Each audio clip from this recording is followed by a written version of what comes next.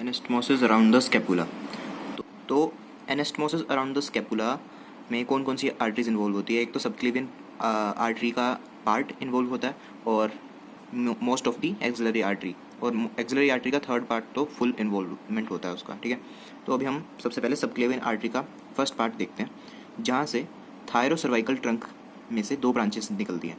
एक तो होती है deep branch of transverse cervical artery और दूसरी होती है सब सुप्रा स्कैपुलर आर्टरी। सुप्रा स्कैपुलर मतलब कि ऊपर स्कैपुला के अपर पार्ट को जो आर्टरी सप्लाई करेगी, और जो deep branch of transverse cervical artery है ये मार्जिन ऑफ स्कैपुला को प्रोवाइड करेगी आर्टीरियल सप्लाई।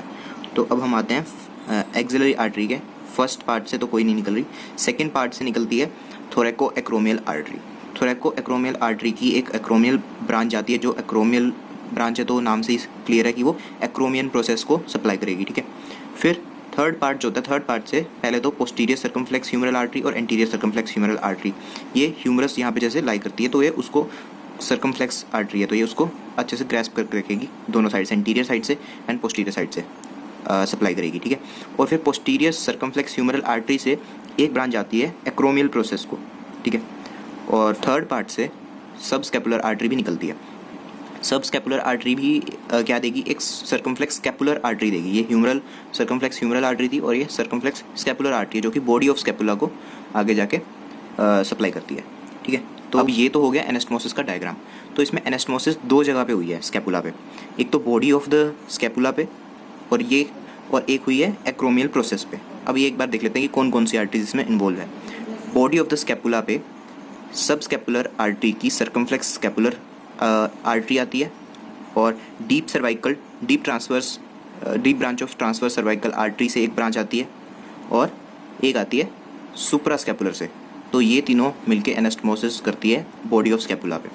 और एक्रोमियल प्रोसेस पे कौन सी आती है? एक तो आती है सुप्रा स्कैपुलर से आर्टरी, सुप्रा स्कैपुलर से एक ब्रांच आती है, एक आती है एक्रोमियल ब्रांच थोरैको एक्रोमियल आर्टरी से। ये एक्रोमियल ब्रांच है थोरैको एक्रोमियल आर्टरी से और ये भी एक्रोमियल ब्रांच है सुप्रा स्कैपुलर आर्टरी से। और एक आती है पोस्टीरियर सर्कमफ्लेक्स ह्यूमरल आर्टरी से ब्रांच।